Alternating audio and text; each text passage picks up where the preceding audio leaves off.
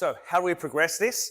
Well, the split squat here that we did, okay, from a certain height, enabled us to get our knee over our toe and a stretch here at the back. So the progression from that is we move that out of the way and we get hold of something that's a little bit lower. Because our leg is lower to the ground, this hip has to go back a bit further and has to then stretch a whole lot more.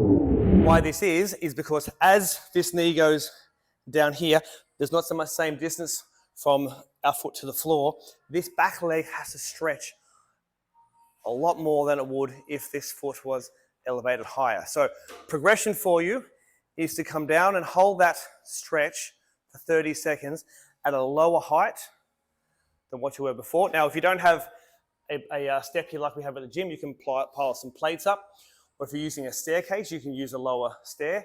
And ironically then, once you get down,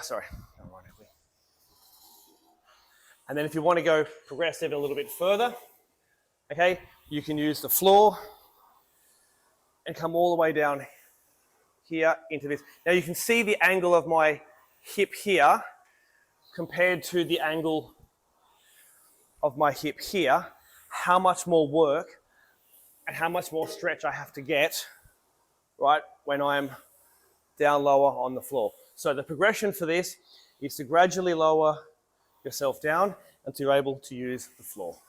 Generally, people think that as a step gets bigger, the exercise gets harder.